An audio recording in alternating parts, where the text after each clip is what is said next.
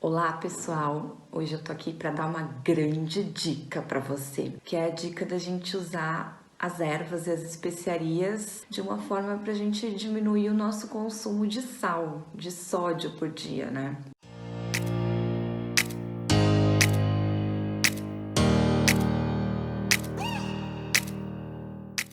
Então, o que a gente pode fazer para reduzir a quantidade de sódio do nosso dia a dia? Adicionar as ervas e as especiarias, temperar melhor a nossa comida.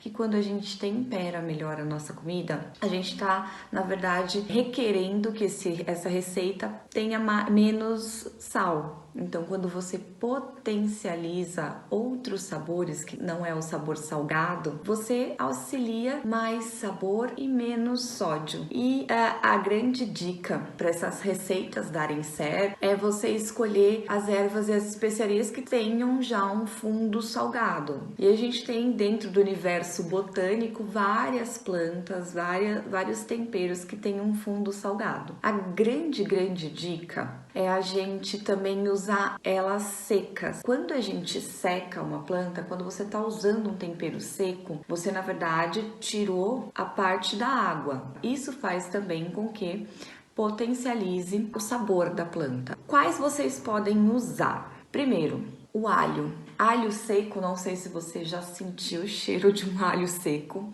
O alho seco tem cheiro de sal. Então, quando você usa ele seco, pode estar em flocos. Só toma cuidado para ser realmente só o alho seco, né? Que não tenha glutamato monossódico, porque muitas das coisas que a gente compra, nós não sabemos disso. Está oculto, tem glutamato monossódico. Isso é perigoso, é venenoso para o nosso organismo, e é aquilo que causa vício alimentar, né? Então você come uma coisa, você quer comer mais. Então se você tem um tempero na sua casa que é muito viciante, dê uma olhada se não tem glutamato monossódico, tá? Como que você pode descobrir isso? Quando você mexe, o que você vai fazer? Você vai pegar seu tempero, vai mexer e vai dar uma olhada se tem uns grãozinhos que parece grão de areia, mas é uma areia preta, tá? Então vão ficar vários pontinhos, vai lá na luz, né? E dá aquela mexidinha. Por quê? Não adianta nada também querer reduzir a quantidade de sal do seu dia a dia e de repente tá usando um tempero com glutamato monossódico. Então não use esse porque você não vai estar ajudando em nada, só vai estar piorando. Bom, então o alho, procure aí um alho que seja em flocos, um alho que não tenha glutamato monossódico, seco, tá? Você pode tanto usá-lo para refogar, para usar no finalzinho do seu tempero, na hora de temperar, ou preparar com ele uma misturinha, tá? Um tempero pronto que vá o próprio sal. Outra planta, outro tempero super salgado, que esse talvez você já saiba do poder dele, é o salsão. Muita gente chama o salsão de aipo, né? Então, aipo, salsão, depende muito da região que você tá, mas é a mesma planta. São nomes populares diferentes, igual mandioca, aipim, né? Mas o aipo e o salsão, quando ele tá seco, ele equivale, se você secar um talo, se você usar um talo de salsão, equivale mais ou menos a 1 colher de café de sal para o nosso paladar, né? A gente tem essa sensação que teria 1 colher de chá de café, teria se você usasse 1 colher de café de sal, teria se você usasse o próprio salsão seco. Não sei se você já viu falar, existe o sal de salsão, né?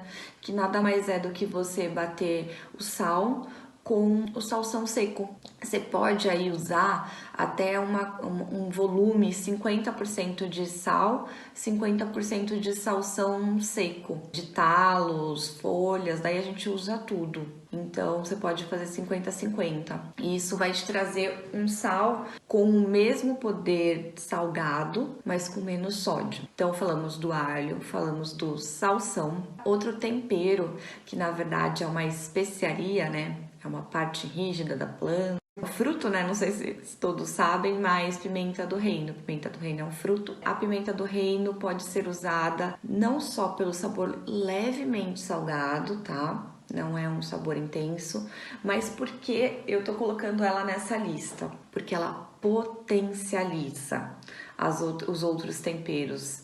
Então, se você está usando um salgado, ele potencializa o salgado da sua refeição. Algumas pessoas me procuram e falam, ou durante aulas, durante o dia a dia, aqui nas redes sociais, perguntando se a pimenta do reino não faz mal. O que acontece? A pimenta do reino, quando a gente compra ela no comércio, ela tá muito em pó. Então, o que acontece é que esse pó muito fino acaba grudando nas microvelocidades do seu estômago e com o tempo isso fica cumulativo, você não vai eliminando. E a pessoa, com o tempo, pode ter algum problema de absorção de nutrientes. Então, não é indicado que a pessoa use, que a gente use, a pimenta do reino já muito em pó. Então, se você não, a ideal é que você use a pimenta do reino, é ideal que você consuma ela no moedor. Então, você compra um moedorzinho, compra a pimenta inteira, né? Então, o fruto inteiro, e coloca dentro do moedor e moe na hora. Porque o que você vai moer dali é um tamanho muito maior do que aquele em pó que você compra no supermercado. E naquele tamanho não tem como grudar, fora que é puro, né? Não tem nenhuma mistura. Então, isso não tem problema. Tá? Com relação a isso, fique tranquilo que não vai causar nenhum problema de absorção ao longo do tempo. Então, pode usar a pimenta do reino sim. Eu uso aqui em casa muito, eu amo pimenta do reino, porque ela tem essa capacidade de despertar os outros sabores. Vou dar um exemplo, que é quando a gente combina, a gente faz uma sinergia. Existe a sinergia dentro da nossa alquimia culinária, né? E a sinergia pimenta do reino e cúrcuma é muito interessante. Por quê? O que é anti-inflamatório da cúrcuma é a curcumina. É esse princípio ativo da cúrcuma. Quando a gente mistura a cúrcuma com a pimenta do reino, que é rica em piperina, que é outro princípio ativo, a piperina tem a capacidade de potencializar muito, umas 2.000 vezes o poder da curcumina. Então, se você mistura piperina com curcumina, a curcumina super se potencializa, cerca de 2.000%. Então, é uma ótima sinergia. Então, olha só como é poderoso o poder da pimenta do reino. Não que ela faça isso de potencializar os princípios ativos das outras propriedades medicinais, de outras plantas, mas ela tem a capacidade de potencializar o sabor de qualquer tempero. Qualquer tempero que você pensar, você pode pôr até pimenta do reino num doce para dar uma potencializada. As pessoas agora estão plantando pimenta do reino em casa, eu tenho uma aqui. Um dia eu mostro qual que é. A pimenta do reino é possível sim de plantar em casa e de usar ela fresca, mas então nesse caso, pra gente ter uma melhor potencialização do sabor salgado, é colocar realmente ela seca. Então, já falei de 3, pimenta do reino, o salsão e o alho. O outro, na verdade, é uma massala, é uma mistura. Com certeza você já ouviu falar do curry. Muitos me perguntam, ai Gabi, o que é curry? Curry é uma planta, curry é uma mistura, curry é uma receita fixa. Então vou explicar o que é. Primeiro, o curry é uma mistura de ervas e de especiarias, muito mais de especiarias, né, de partes mais rígidas da planta do que de ervas. Não existe receita fixa dele. O curry tem origem, né, na Índia, na Tailândia. Lá eles usam o termo, então curry é um termo para falar mistura de temperos, igual a gente usa aqui às vezes temperos ou então condimentos. Eles usam o termo curry, como também usam o termo masala. Então, quando você olhar masala ou você olhar curry, quer dizer que é a mistura de temperos. O curry leva no mínimo aí umas 7 especiarias diferentes. Vai pimenta do reino, vai cúrcuma, às vezes leva cardamomo. O principal que também é super salgado, que vai entrar na nossa lista também é fenogrego. O fenogrego é o que dá o cheiro do curry específico, né, que a gente sente, é ele. É uma semente. Então, basicamente Geralmente, no mínimo, vai fenogrego, vai pimenta do reino, cúrcuma e pode levar muitas e leva muitas outras especiarias, canela, às vezes cardamomo. Então é realmente uma mistura bem rica de sabores e de aromas. E por conta de ser uma mistura que tudo é seco e também engloba aí as nossas especiarias que tem um sabor de fundo salgado, o curry em si, esse pó que a gente faz ou compra, ele também pode ser usado para a gente diminuir a quantidade de sal do nosso dia a dia. Tudo que eu tô falando aqui não precisa você misturar todos na sua refeição num único prato. Você pode escolher um ou outro, ou você pode fazer uma mistura pronta e deixar guardado. Ai, gosto de salsão, gosto de cebolinha, de salsinha, tudo isso seco com alho. Aí você tritura e usa ele como se fosse um sal. Bom, existe a opção de usar essas ervas e especiarias sozinhas, sem usar o sódio. Isso é indicado para quem realmente tem restrição de sódio, não pode consumir ou tem que consumir uma parcela muito pequena de sal no seu dia a dia, que tem algum problema já físico, né? Uma hipertensão bem potente, ou algum outro problema. Ou então você pode substituir e colocar o sal, em vez de você usar a mistura sem nada. Então são duas opções. Vou passar depois uma receitinha.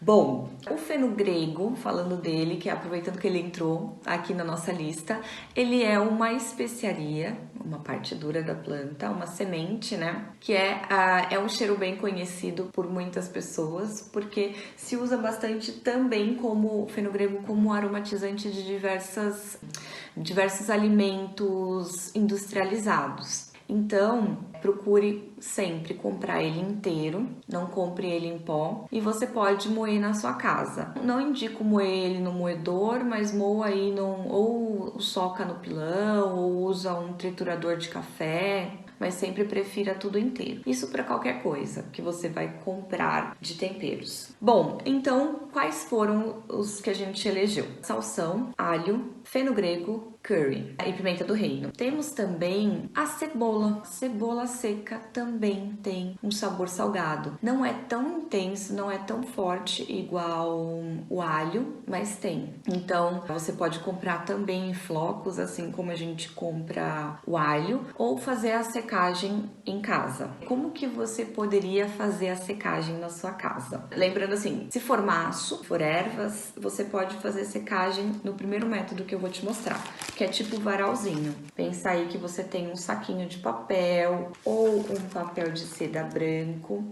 Não use nada colorido, tenha corante. O que você vai fazer? Se você comprou um maço de ervas, se você colheu as ervas da sua casa, digamos que você colheu o seu salsão ou você comprou o salsão, o que você faz? Você coloca ele para secar assim no saquinho, pendura num lugar que não bata sol. Não pode bater a luminosidade aqui. E se você quiser potencializar a rapidez de secagem, você pode cortar esse talo de salsão em vários filetinhos. Você amarra todos juntos e coloca aqui. Lembrando que, por exemplo, este tamanho de pacotinho não serve para o salsão, porque o salsão é muito maior que ele. Então, você pode de repente usar um maiorzinho, tá? Não coloque num lugar fechado, abafado, úmido, porque senão você vai mofar. Ele vai ficar amarelo, ou ele vai mofar. Um talo de salsão demora mais ou menos umas 3 semanas para secar. Mas a gente fala assim, mas demora muito. São 3 semanas, você não vai fazer nada. Você só fica de olho de vez em quando, mas é muito tranquilo. Você deixa lá penduradinho, num lugar que você não entre, não passe muito, que as pessoas não mexam. E você vai saber que está seco quando fizer este barulhinho, ó. Esse é um louro, tá? Esse croque-croque, essa crocância indica que a sua erva tá seca. Aí daí você vai me perguntar, mas não tem como eu fazer isso com o alho e a cebola?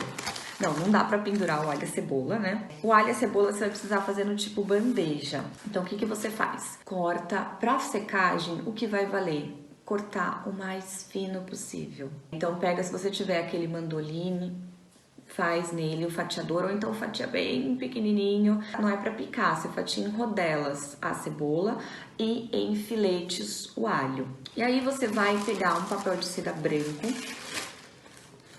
e vai dispor, você divide ele no meio igual tá dividido esse. Você dispõe na primeira metade todas, sem fazer sobrecamadas, tá? Todas as rodelinhas, todas as partes fatiadas do alho e da cebola. E você no final só cobre com essa outra parte, põe em cima. Encontra uma superfície lisa, que não pegue sol, não pegue luminosidade e deixa num cantinho secando. Quando a gente está falando de partes com mais água, como é o caso, por exemplo, de uma cebola, de um alho, que tem mais às vezes do que o salsão, vai demorar um pouco mais também. Então deve demorar aí umas 3 a 4 semanas.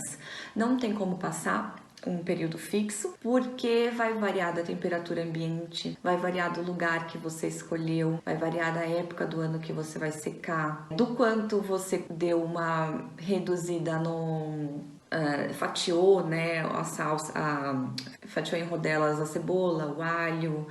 Vai depender do salsão, se você realmente fez filetes um pouco menores, porque se você colocar o talo inteiro, isso vai demorar muito, pode demorar 5, 6 semanas isso se não mofar. Então, a variação é grande. Não coloquem no forno, não coloque no micro-ondas, porque você está querendo as propriedades dessas plantas e você perde as propriedades se você coloca numa temperatura alta. Então, o processo de secagem tem que ser ou uma secagem em desidratador, que a maioria das pessoas não tem, que você controla a temperatura, ou você seca em temperatura ambiente. Isso se você quiser manter as propriedades, que é o que eu super indico. Então, são duas formas diferentes de você fazer a secagem, ou em varalzinho ou em bandeja, para você ter esses temperos secos, se de repente na sua cidade você não consegue encontrá-lo. Alho e cebola você encontra com facilidade, salsão é um pouquinho só mais difícil de encontrar, mas ainda encontra. Ou então, se você quiser realmente um tempero de qualidade, você seca na sua casa. Aí a pimenta do reino não vai ter jeito, você tem que comprar ela pronta mesmo, seca. O curry também, você pode comprar ele pronto, de uma marca aí de qualidade, tá? Mas você também pode fazer a sua própria receita de curry e fazer a sua misturinha. Eu vou passar agora uma receita de sal, então anote aí. É um sal que tem uma menor quantidade de sal, porque de sódio a gente está misturando outras coisas. Um dos grandes redutores dos sais aromatizados, redutores de sódio, é o gersal. O gersal é bem comum, que nada mais é do que misturar gergelim e sal. Eu falei do sal de salsão antes, né? Você pode usar, na verdade, qualquer gergelim. Eu uso aqui em casa o branco, né? O mais claro. Mas também pode ser o negro, não tem problema nenhum, o preto. O que é? Você mistura os dois e você potencializa também a questão do gergelim. Ele é muito rico em cálcio. Ele é mais rico em cálcio do que o próprio leite. Então, além de você reduzir o seu sódio no dia a dia, se você usa o gersal, você melhora os seus ossos, porque você tem mais poder de cálcio. Chega a ser 13 vezes mais cálcio do que o próprio leite. Então, a receitinha é a seguinte, você vai usar um sal marinho, né? Eu prefiro sempre o sal marinho do que o sal refinado normal. É bem fácil de achar, hoje no supermercado a gente acha com muita facilidade, porque ele é menos processado do que o sal refinado, tá? O sal de cozinha. Então, prefira o seu sal marinho. Você vai usar meia xícara de sal marinho, meia xícara de gergelim, o gergelim que você escolher, tá? Prefira aí o seu integral. Também você vai usar 3 colheres de sopa de alho seco, 1 colher de sopa de pimenta do reino, em grãos, tá? Não é em pó. 1 colher de sopa de cebola seca, também. Nesse caso, se você fizer a secagem em casa, se ela não for em flocos, pode colocar meia cebola seca, tá? É um bom substituto. 2 colheres de sopa de salsão seco também, bem picadinho, tá? Bem cortadinho. se você fez em casa a secagem. Pode aumentar a quantidade de salsão. Nessa receita eu pus menos, porque muita gente não gosta do sabor, ele é muito presente, né? Além do sabor salgado, o salsão tem o próprio sabor, né? Então, se você gosta do salsão, do gosto dele, pode aumentar essa quantidade, no mínimo fazer o dobro. E aí, o que você vai fazer? Você vai bater isso tudo num liquidificador. Dá aquela chacoalhada também, né? Porque às vezes ele não bate direito. Você vai deixar isso em pó. Então vai virar o seu sal aromatizado. E você vai usar este sal no seu dia a dia, na sua refeição. O melhor momento de colocar esse sal, assim, na verdade, como qualquer sal na nossa alimentação, pra gente também não exagerar na quantidade de sal e também não demorar muito o cozimento, é sempre no final. Porque se a gente põe no começo, põe no antes, no meio, o sal, o que acontece? Sai muita água e o cozimento demora. E segundo, de repente o molho tá perdendo água, tá evaporando. E aí você salgou no começo, no final ele tá super salgado. Então, aquelas refeições, aqueles pratos que você vai fazer que dê pra colocar no final, não são todos que dão. Prefira colocar o sal sempre no final. E esse principalmente porque ele é super aromático também. E também repleto de poderes medicinais. É um sal bem anti-inflamatório, excelente para os momentos de outono, inverno, de mais frio ou que você tá com gripe. Você vai ter que reaprender a usá-lo. Então a quantidade que você punha de sal antes, a ideia é que você continue colocando a mesma para você reduzir o sódio. Não pense que é porque é um sal aromatizado que você vai colocar muito mais. Já que tem menos sal, eu coloco mais. Mas daí você perde a ideia de redução, né? Do sódio do seu dia a dia. Então, indico que você super faça essa receita, guarde ela num vidro e depois guarde num armário protegido da luminosidade do sol. A durabilidade é de cerca de uns 6 meses, até mais. Você vai sentindo, ela não vai vencer, mas você vai sentindo que vai ficando menos potente de aroma e de sabor, tá? Comente aqui o que você achou dessa receita, o que você achou dessas top ervas e especiarias salgadas e aquilo que você quer se aprofundar mais também dentro do universo das ervas e das especiarias. Espero você no próximo vídeo. Um grande beijo!